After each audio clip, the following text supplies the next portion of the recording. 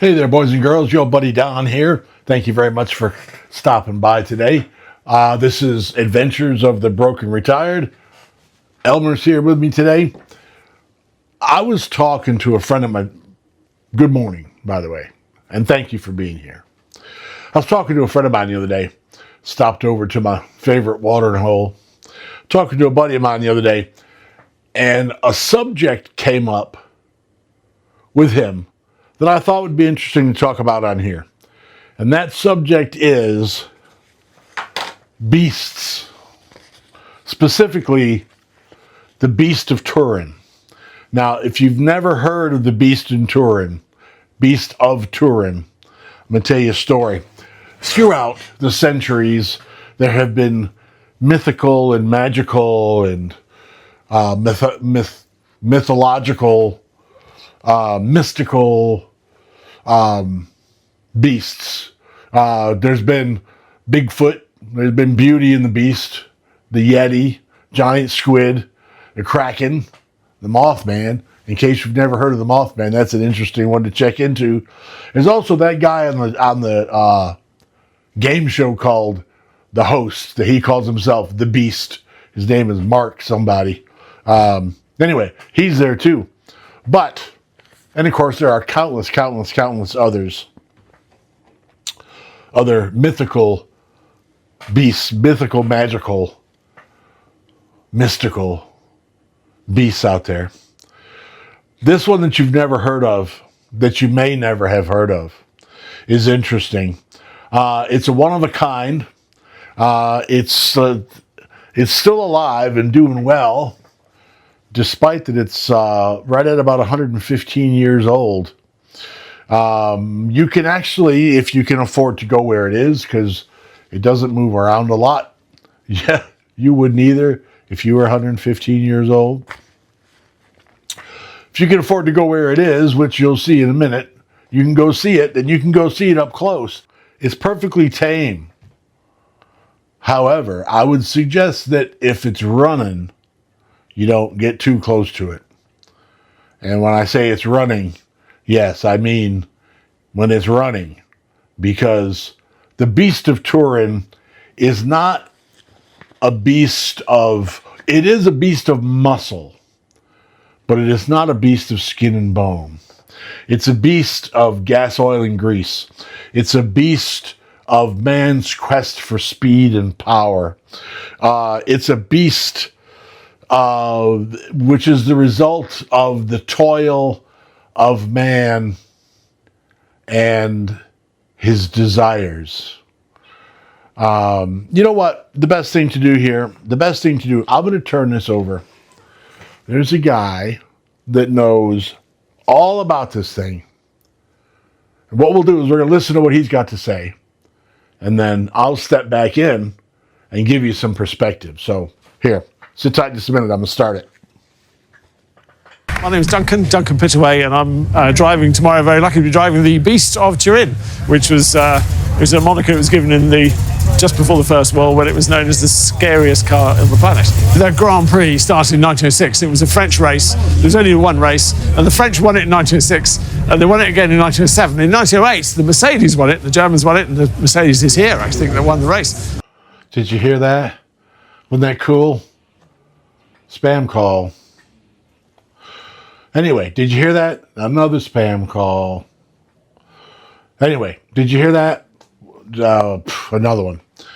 Anyway, the car that won the race in 1908 is that little white Mercedes that is at the racetrack right at the moment that the guy is talking. And it's not one similar, it's not one just like it. It is the car that won the race in 1908 is back at the track and running. That is just extra cool. Back to it.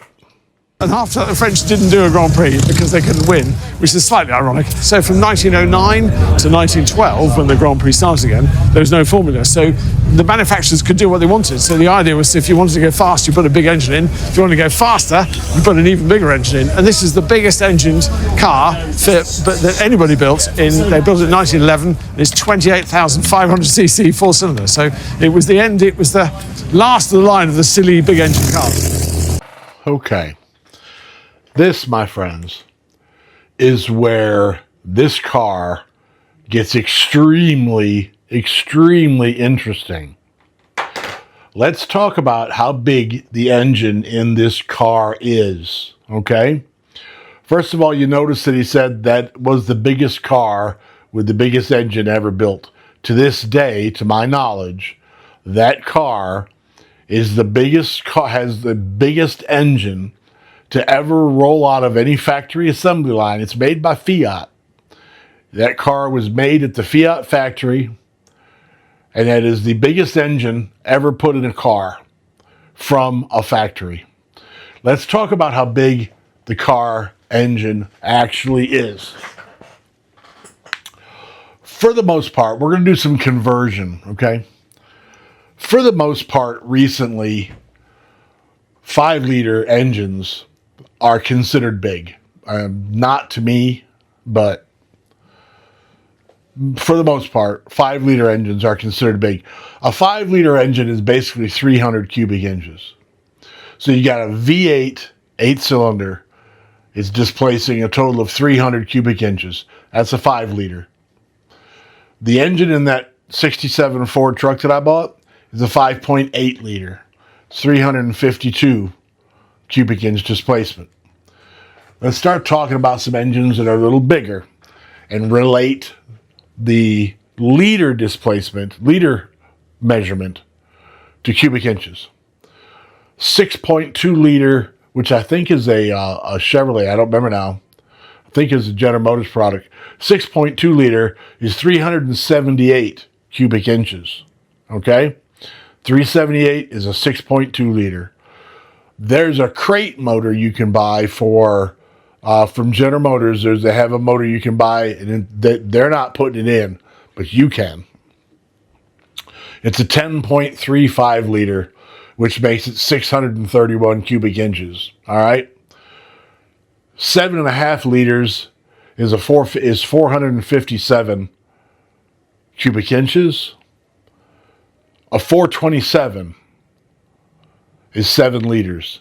Now, the 7-liter range is where all of your high-performance muscle car engines, spam call. 7 liters. The 7-liter range is where all the high-performance muscle car engines come into play. 426, 427, 428, 429, 440, 454, 460. They're all in this 7-liter range. And I understand that the performance of those engines cannot be compared to the performance of this Fiat. The Fiat was built in 1908. It's got 3 plugs per cylinder, by the way. 3 spark plugs per cylinder. But we're just talking here, all right? So all of your high-performance muscle car engines are all in the 7-liter range.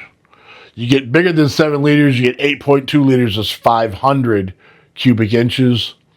You get 13 and a half liters, 13.5 liters was a couple of cars by a couple of manufacturers back in the 20s that were installed. They were factory 823 cubic inch engines that were installed in these factory cars. 8.4 liters is 512 cubic inches.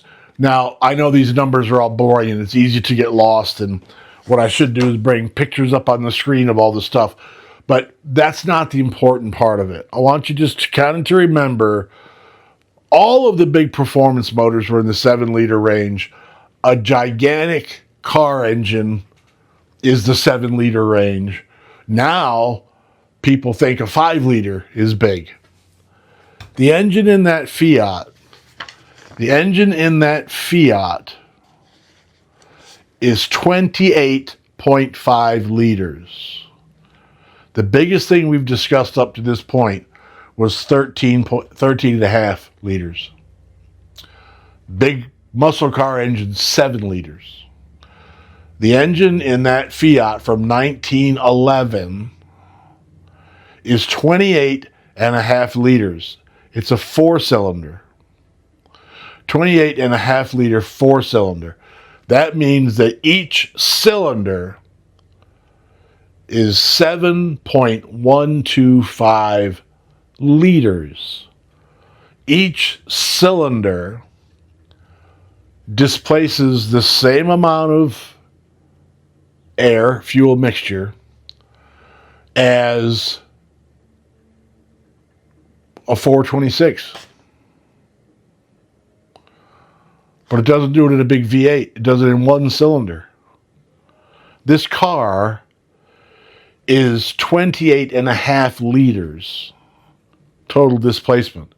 It's 7.125 liters per cylinder. All right, so let's look at it this way. 28.5 liters. 28.5 liters is, you ready for this? 5 liters is 300 cubic inches.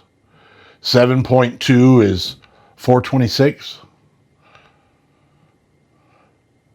28.5 liters is 1,739 cubic inches.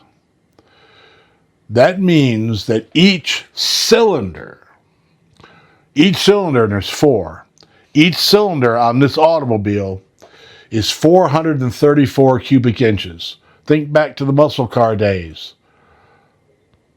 426, 427, 428, 429, 440, 454. This car per cylinder is 434 cubic inches. Now I realize that the performance is totally different because it's a totally different design engine. That's not the point. What is the point is the incredible displacement and understanding how much that actually is. It's the same as what? So say 8, no, not that many. It's the same as 4 426s, basically. It's bigger than 4 426s. The size, the actual displacement of this engine is absolutely incredible. All right, I got to get off the tangent because it shocks me. Now, a while ago, I said you can go visit it if you can afford to go where it is. You can go visit it. And it's completely docile. Unless it's running. You want to see why I said that? Watch.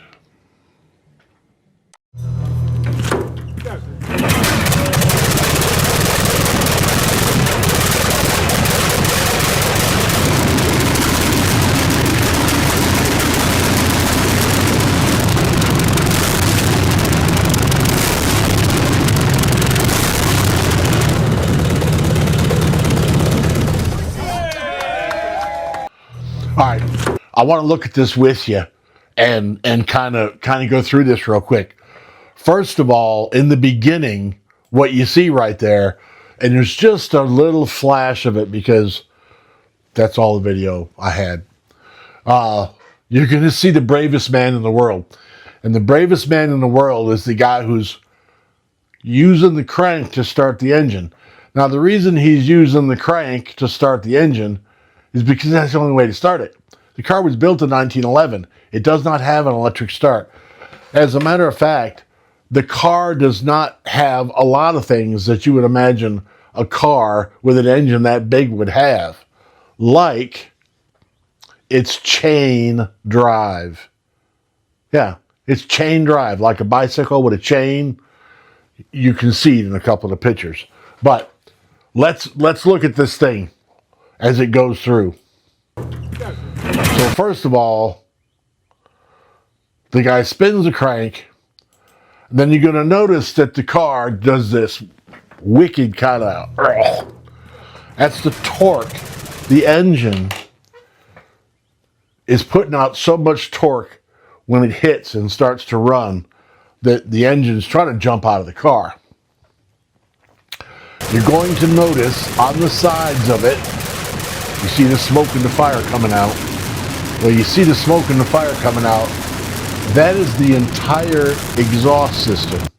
Those are what's called duckbill exhausts. That's it. You've got 1,739 cubic inches, which is an almost unimaginable engine size. And it's being exhausted through those two little duckbills. That's it. That's the entire exhaust. And if you happen to be standing close to it, whatever's coming flying out of there is coming flying at you.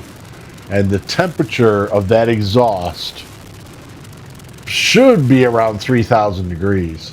I'm not 100% sure on this car, but that's kind of a internal combustion engine fact. There's 3 spark plugs per cylinder, which I find incredible. The reason that it has 3 spark plugs per cylinder is because it uses so much fuel that it takes 3 spark plugs to light it all. Anyway, this is a great video piece. I'm gonna stop now. Let's get back to Duncan Pittaway.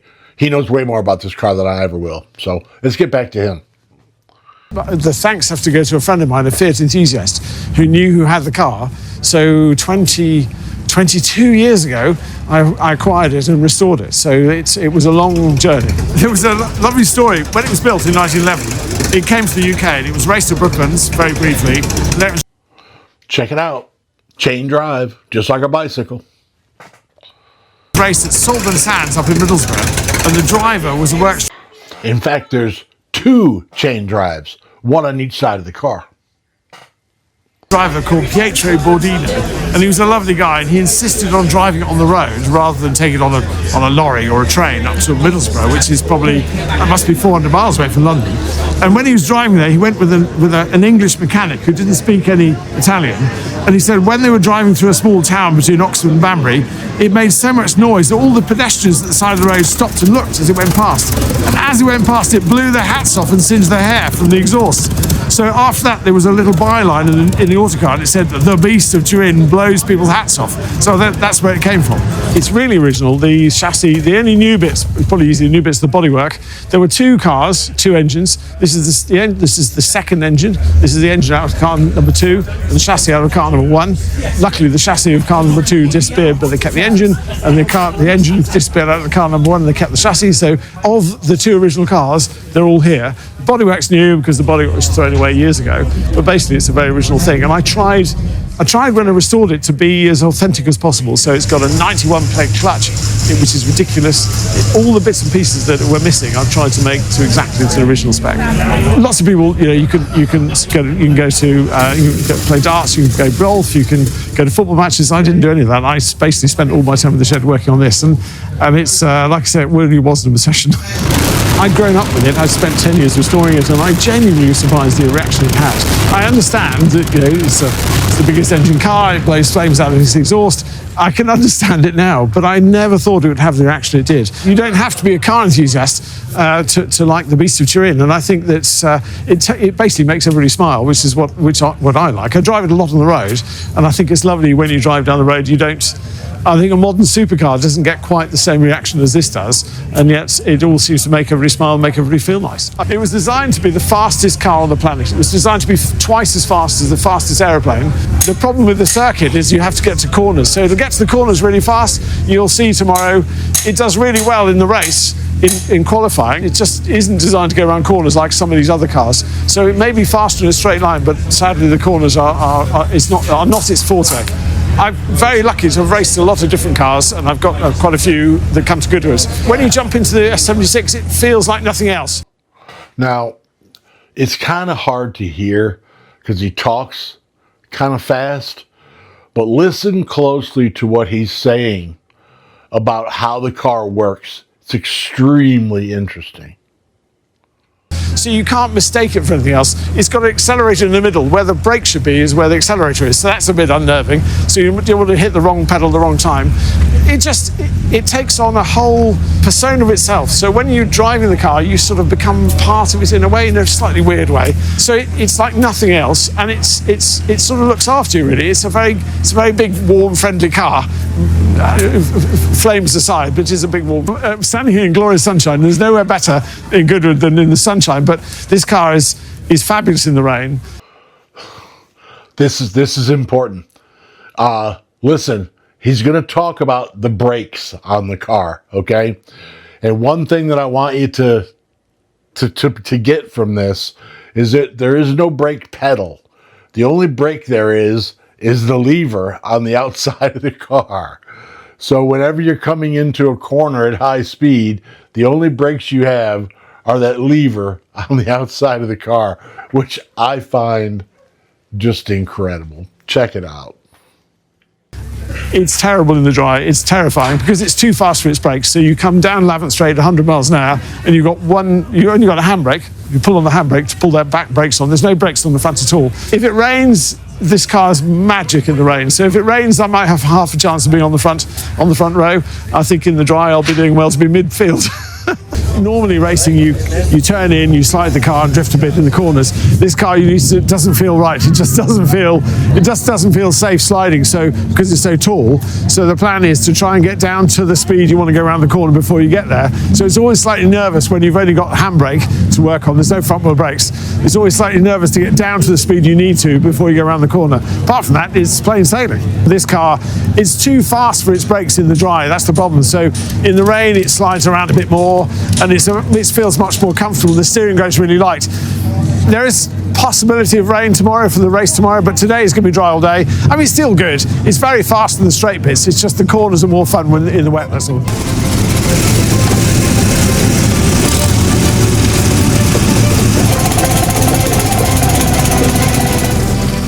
All right, listen to this part. He's going to talk about some of the workings on the car, like the fact that it has no fuel pump and how you have to get around the fact it has no fuel pump.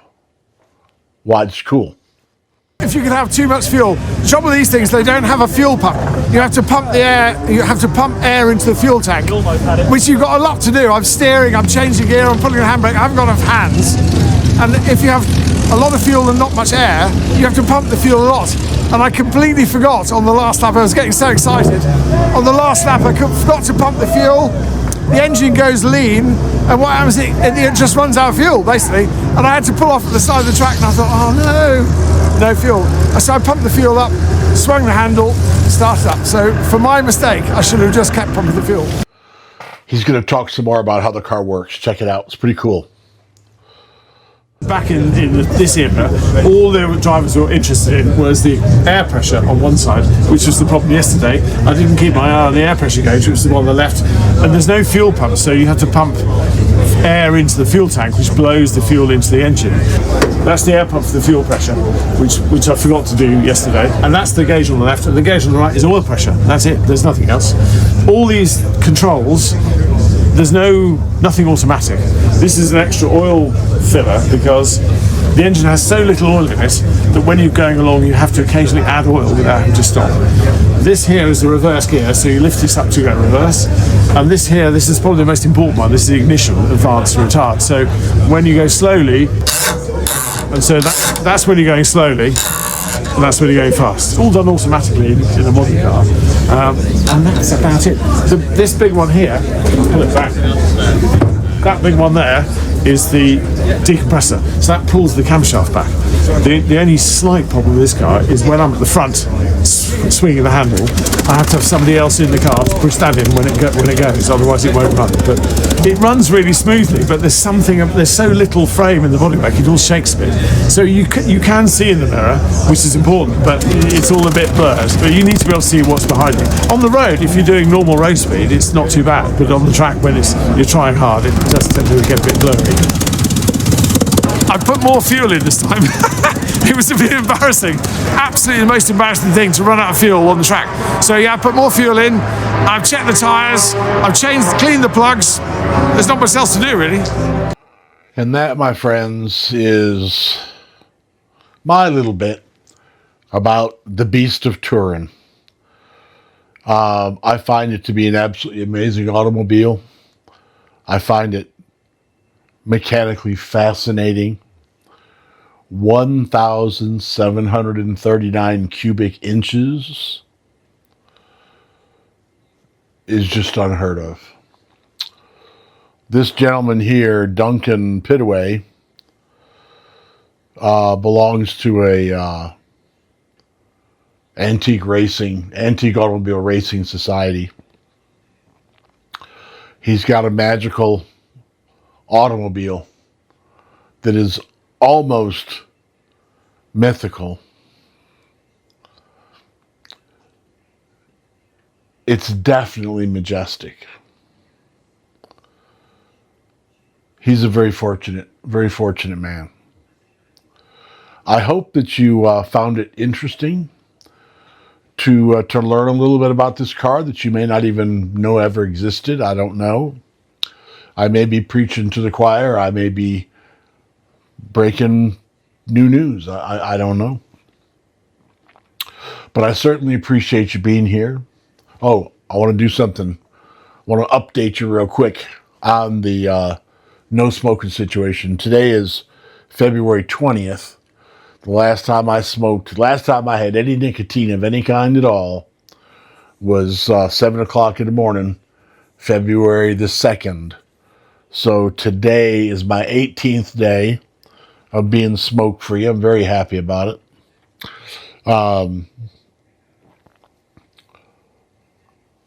And that brings us to thank you so much for being here. Thank you so much for watching.